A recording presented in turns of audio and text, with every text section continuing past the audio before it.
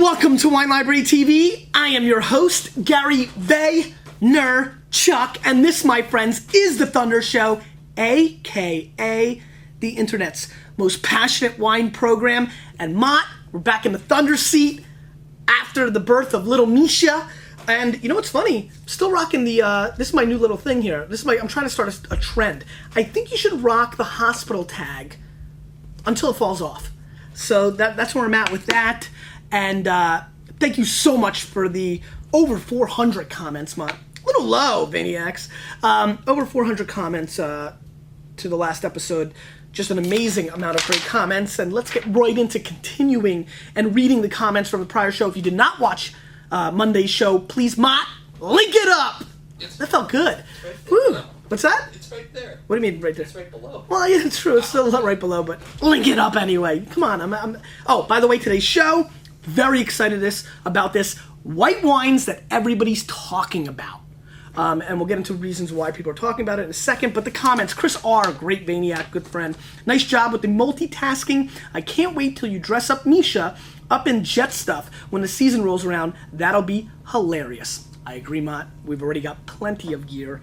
Pebbles says, so cute. I can't believe she just settles down with a pacifier. My son was never like that. Be grateful. We are. Misha's an amazing little girl so far. She is pretty chill, just like her daddy. Lisa says, give that diaper a sniffy sniff. Laughing my ass off. I'm sure you will be finding this newfound scent in many earthy wines in the near future. I'm looking forward to like some baby things in wines. Congratulations again on the beautiful little miracle of yours. Question day, on a rainy day, my teddy bear looks over at me with his warm chocolate brown eyes and smiles ever so sweetly. That's my sunshine. Very good, Lisa. Plus, I love this part from her. P.S. How does it feel when the guest cuts you off mid-sentence? How the tables have turned. That's pretty cute. Great job, Lisa. And Mike B says, Gary, although I don't actually know you, I feel as though I do. This is a testament to your outstanding ability to connect with the audience. I'm very happy for you. Congratulations. Mike, it's funny, I picked that one out. One, because it's fun to Barry Horowitz yourself. Little wrestling reference, we'll see who gets that. But number two, I feel the same way about you guys. Reading those comments, all of them, continuously reading comments, answering emails, seeing your tweets, Facebook messages, the connection that I feel with the Vayner Nation, with the Vaniacs out there. I'm telling you, I don't think anybody has that connection, Mott. I really don't. Now we don't have the fans that a Dave Matthews Band or, an Ashton Kutcher or, a Mark Sanchez, quarterback of the Jets, has. We've got a little good thing going here. I got a great email from somebody who said, congratulations, I've been watching you since like episode 20 and I swore you'd quit by 15, 16, do television or something of that nature. I'm shocked. Congratulations. And I like that because I have turned down different things to be here because I just love this. So thank you guys so much. All those comments felt exactly like family, Mike, so I agree with you, and it's the flip side for you. I can actually see all your pretty and not so pretty faces, Kahuna, right now through that lens, and let's get focused on the show right now. White wines that everybody's talking about. I'll tell you why they're talking about them. First, the Simone Sauvignon Blanc from Chile. This wine rolls in at $6, and the reason everybody's talking about it in the store is because it's selling like water, and I think that people are really excited about it, and it's good for $6. I've been hearing a lot of whispers, 3 different customers, like in passing, last couple of weeks, so prior to the birth. So very excited about trying that. Nobilio Icon 2008 Sauvignon Blanc. Why? Because the Wine Spectator scored it 92 points recently. It's 14 bones. This is one of the iconic Sauvignon Blancs from New Zealand. 14 bones, 92 points. 600 searches yesterday on the website, tons of emails. Everybody's looking for it. So we'll figure out what my palate thinks of that. And finally, Tolosa 2006 Edna Valley Chardonnay in a half bottle, Mott. Kind of fun. $12 for this half bottle. The buzz around this was the Wine Enthusiast gave it 93 points, which is a pretty big score for a Chardonnay from California, and people are excited about it. So we recapped why. Now let's sniffy sniff, let's taste, let's analyze, let's articulate, let's hold hands. First wine, Simone, 2008 Sauvignon Blanc from Chile. You may have heard on this show many a times that I am a huge fan of Chilean Sauvignon Blanc. I think that Sauvignon Blanc and Pinot Noir will define Chile in the future. So do the Skunkworth twins. And I think that it's a category that continues to grow, continues to tap into the New Zealand Sauvignon market, and obviously can bring amazing value price. Also, huge announcement, totally forgot. Mott, link this up. I don't even know what to link up. Maybe link up the Twitter account for this. Go to twitter.com/Today Show. I will be on the Today Show tomorrow. Set your TiVos. Gonna bring some thunder to AM television. Be there or be... Is this a square, Mott? This is more like a circle. Thank you. I'm not that good. I feel it's... Be there or be square. Check me out tomorrow. Tell your friends. Pass it on. Looking forward to that. Mott, link up their Twitter account. They're good peeps. Anyway, sniffy sniff. Little grassiness coming through in the nose. You know, little bit of a lemon peel kind of play. Very fresh. Also has a little bit of a chemical dynamic to it. A little bit like a floor cleaner or something of that nature. A little bit of pine, kind of like pine sol. Kind of like, yeah, floor cleaner, a little bit of pine sol. Anyway, definitely that kind of aspect. Little evergreenish lemon peel. Little grassiness. Let's give it a whirl.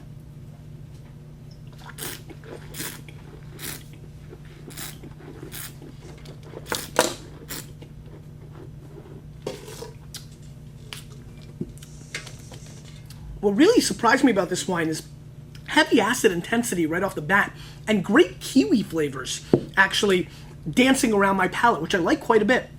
A little hint of papaya action as well, which is quite nice. Let me give it one more shot.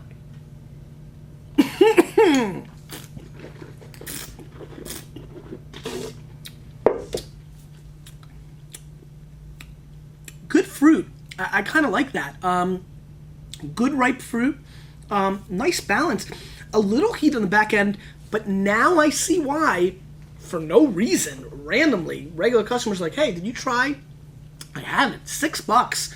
Pretty darn good. I'm going to score this wine 87 plus points. I think this is massively serviceable and definitely worth finding it out there in the marketplace. I'm quite surprised, actually, by the papaya guava, you know, kind of blend of flavors. They really hit the back of the palate, the front of the palate. It's kind of got nice acidity. I would really bet and guess this was more of a $10 to $15 Sauvignon Blanc. It's a very good start, very good wine. I'm impressed. Nice play. Little almost like green pepper on the back end. Nice stuff. Let's move on. Pretty good, guys. Weird.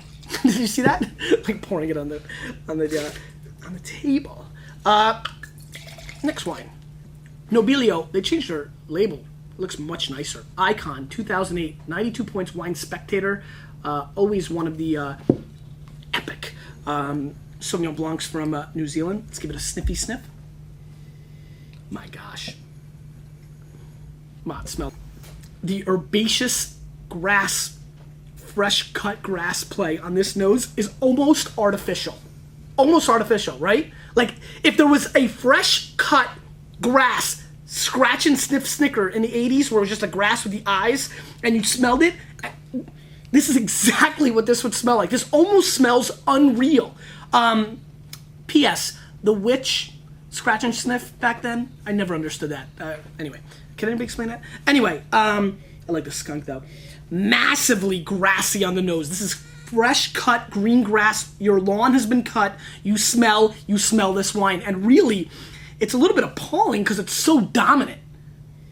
I haven't read the Spectator review, but I'm sure they got to make a mention of this. It's definitely extremely herbaceous because of that. Wow, I really can't even smell anything else. Wow, what did you think? Pretty wild, right? It was total grass. All right, let's give it let's give it a whirl.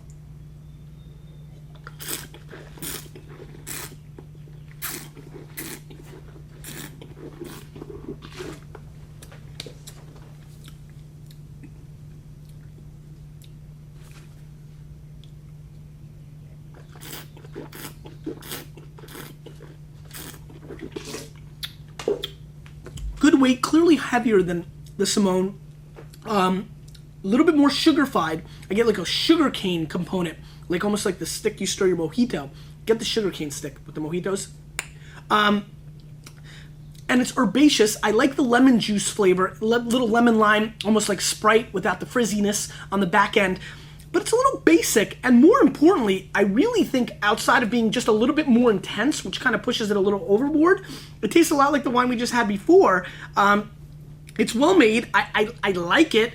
but it's almost like a cartoon character of itself. It's like a cartoon of a New Zealand Sauvignon Blanc. It's that kind of like intense and to the extremes, which I don't mind.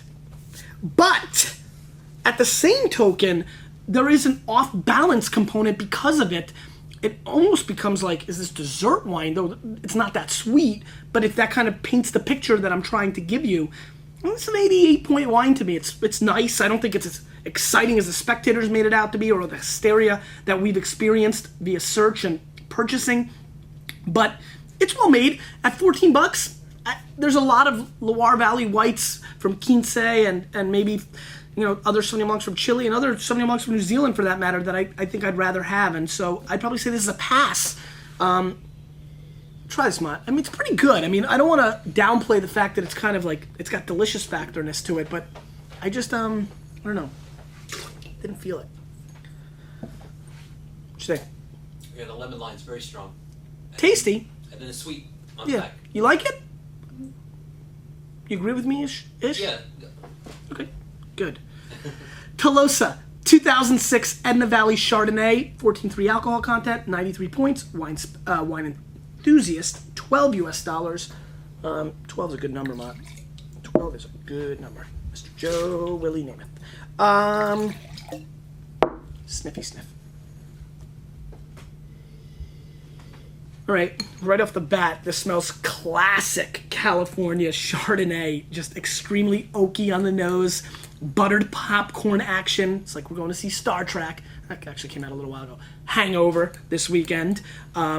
Golden, kind of like Zach Morris hair highlights. Definitely a hint of oakiness. Little golden apple play. Let's give it a whirl.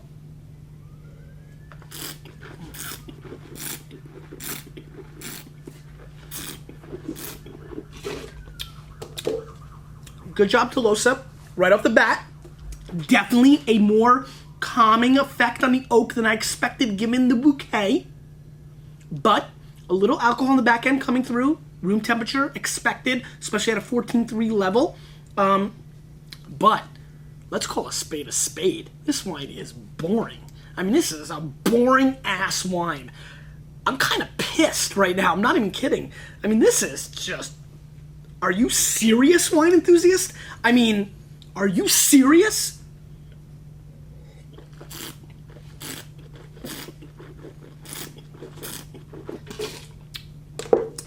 I'm going to blame myself because I am missing something. This wine tastes like a typical $7 to $10 Central Coast Chardonnay that is run-of-the-mill, that has some fancy bird on it wearing a hat going to a picnic, and it's called Picnic Bird Chardonnay. I mean, this is not exciting in any shape or form.